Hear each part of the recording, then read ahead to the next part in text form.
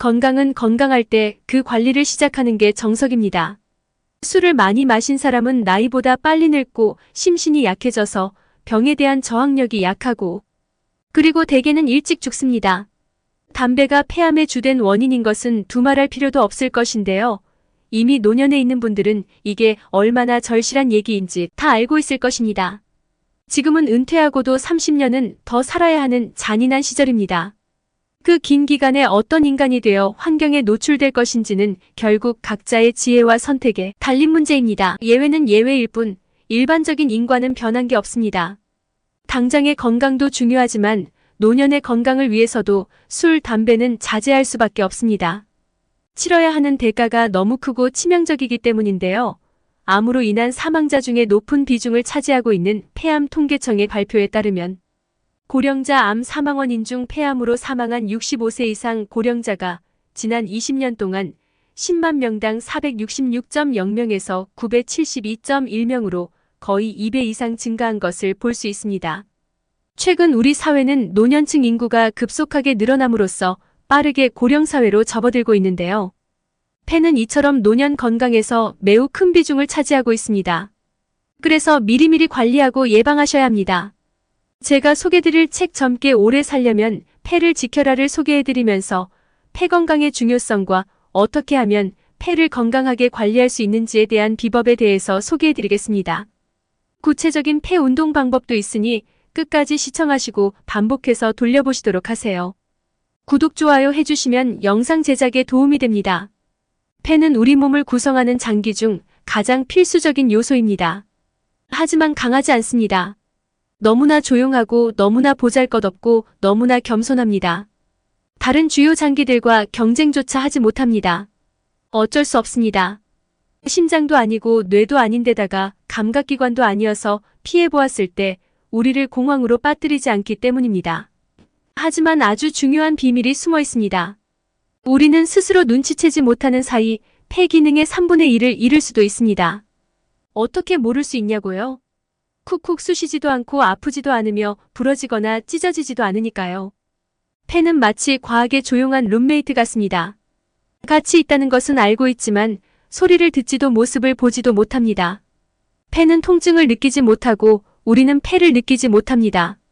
악성 종양이 폐 안에 자라면 경계를 넘어설 때가 돼서야, 즉 늑막이나 흉골까지 암이 전파돼야 비로소 아프기 시작합니다. 폐는 우리를 위해 숨쉽니다.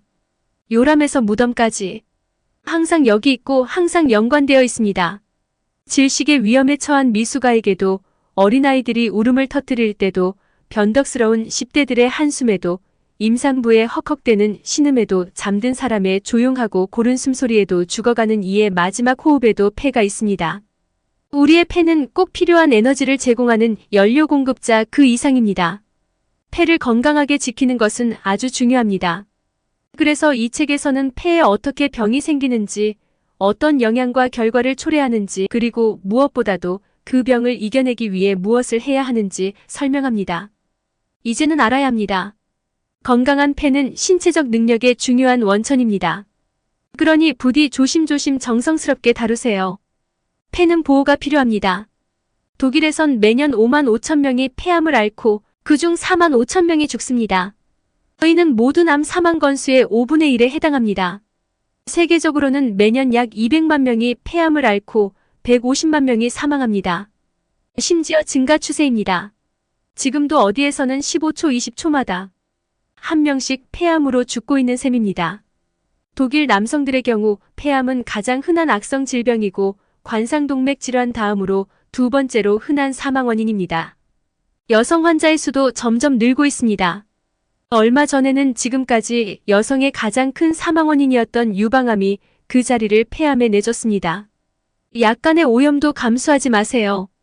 여러분은 여태껏 폐를 소중히 다루었나요? 폐를 위해 저지른 선행이 악행을 넘어서나요? 물론 무균실 수준으로 깨끗할 필요는 없지만 적어도 악행이 선행을 넘어서선 안 됩니다.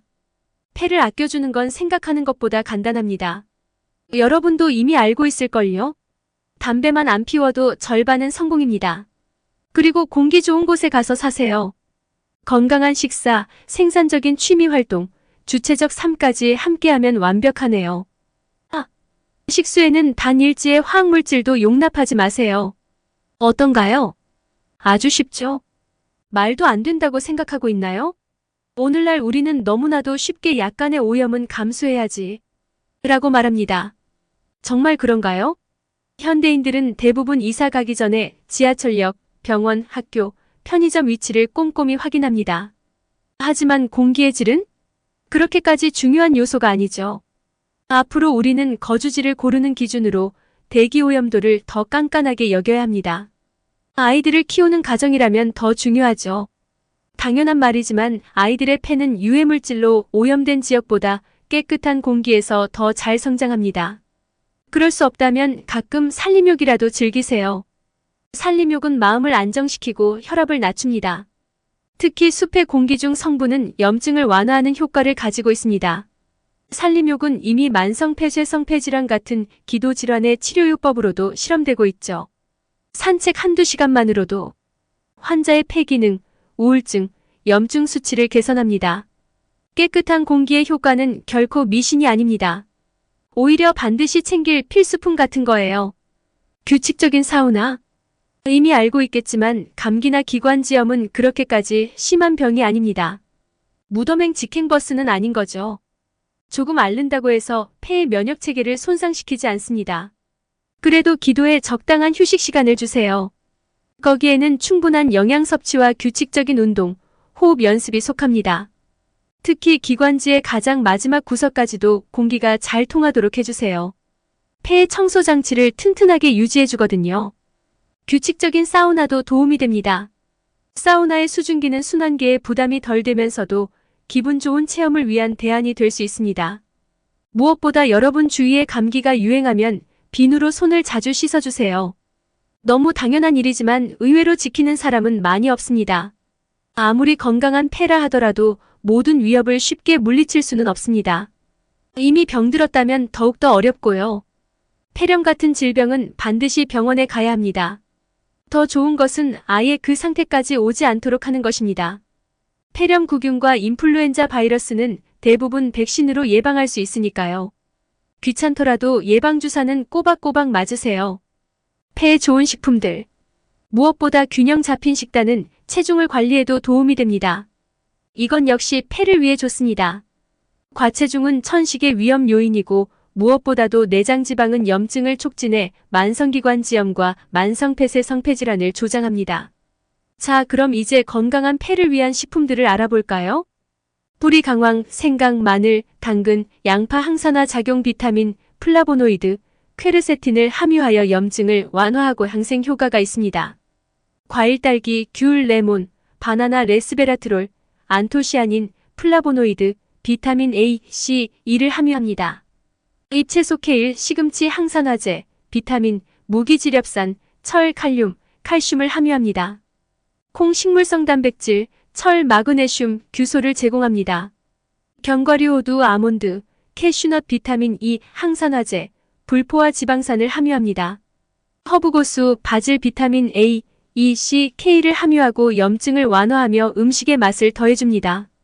지방생선, 아보카도, 오메가3 지방산, 비타민 A, D, E를 함유합니다.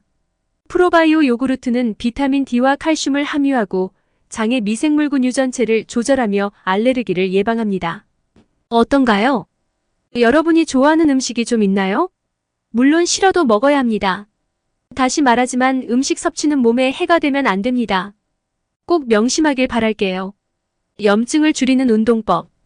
조금 식상하게 들리겠지만 폐를 느끼기 위해서 운동하는 것보다 더 좋은 방법은 없습니다. 강도는 상관없습니다. 스포츠는 이완이며 심신을 맑게 하고 중요한 것을 하찮은 것으로부터 분리합니다.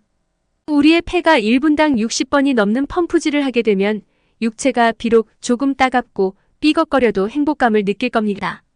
우리의 사고는 온전히 호흡에 머무는 거죠. 다시 말하지만 풀코스 마라톤을 뛰라는 소리가 아닙니다. 무엇이든 하세요. 지금 당장 소파를 박차고 나가세요. 앉아만 있는 것은 새로운 방식의 흡연입니다. 약간의 육체 활동만으로도 벌써 섬모운동이 활발해지고 면역세포가 강화됩니다. 아무 활동이나 괜찮습니다. 기왕이면 몸을 많이 쓰는 격한 운동이 좋겠지만요. 뭐든지 무리하다간 탈락이 마련입니다. 운동은 하루에 1시간만 해도 염증을 줄이고 만성폐쇄 성폐질환과 천식 환자의 호흡곤란 발작을 예방합니다. 그뿐만이 아닙니다. 우울증 증세도 개선하고 골다공증을 효과적으로 예방합니다. 어떤가요? 갑자기 운동이 하고 싶어지지 않나요? 당연히 근력도 늘어나겠죠. 폐를 위해서라면 과체중을 막아야 하는데 복부 지방은 횡격막을 방해하여 폐의 환기를 저해하기 때문입니다. 다른 건 몰라도 운동은 꼭 하세요. 호흡 훈련은 2가지 목적을 달성합니다. 자율신경계에 영향을 미쳐 스트레스를 줄이고 안정감을 가지는데 도움이 되는데 그와 동시에 호흡근 역시 강화된다는 것입니다. 그래봤자 헬스장에서 점수를 따지는 못한다는 건 인정합니다. 탄력 있는 횡격막은 뭐 어디 보여줄 수 있는 게 아니니까요. 그래서요. 아무도 보지 않는다고 해도 그 대가는 큽니다. 의식적이고 옳은 호흡은 정신을 안정시키고 근육과 정신을 이완시키며 몸 안에 쌓인 긴장을 풀게 하거나 예방합니다. 우리는 일상에서 폐 용적의 아주 작은 부분만을 사용하고 있습니다. 그러니 호흡이 짧아지는 거죠. 현대인들은 할 일이 너무 많습니다. 급하게 쓰고 있는 보고서, 몇 시간 남지 않은 발표, 중요한 프로젝트. 이 모든 것은 숨쉬는 것보다 중요하게 여겨집니다. 숨쉬기는 전적으로 뇌관에 맡깁니다. 결국 이장기가 하는 일이 그거니까요. 하지만 애석하게도 뇌관은 근본적으로 게으름뱅이여서 가까스로 운영될 정도로만 상태를 유지합니다. 이 과정에서 우리는 산소를 부족하게 공급받습니다. 그 결과 쉽게 피곤하고 매사에 무기력해집니다. 이제 호흡에서 긴장을 뺄 시간이 왔습니다. 이때 가장 도움이 되는 것은 구조가 정해진 순서, 즉 요가의 호흡법입니다. 호흡법은 내면의 고요를 바라고 무엇보다 스트레스를 해소하고 싶을 때 가장 적당합니다. 깊고 의식적인 호흡은 신체 내의 유리기 부담을 줄이고 감염을 예방합니다. 그뿐만 아니라 정기적으로 호흡법을 사용하는 사람은 다른 이들에 비해 스트레스에 덜 취약합니다. 호흡법이 완전하게 몸을 건강하게 해주는 것은 아니지만 최소한의 저항력을 키워주거든요. 확실한 것은 이따금 의식적이고 적극적으로 자기 자신으로 돌아가는 사람이 그 누구보다 더 많은 것을 누리고 산다는 것입니다. 그 순간 폐는 우리를 돕습니다. 책 젊게 오래 살려면 폐를 지켜라 중 일부 내용을 소개해드렸는데요. 가이드라인상 모든 내용을 전달해드릴 수 없는 점이 아쉽습니다. 책을 구매해서 읽어보시는 것도 추천드립니다. 저희 부모님도 책을 읽으시고 매일 호흡 운동을 하고 계십니다. 아프기 전에 미리미리 예방하고 건강한 신체를 유지해서 행복한 노후를 즐기시길 바랍니다. 영상이 도움이 되셨으면 구독, 좋아요 해주시면 감사합니다.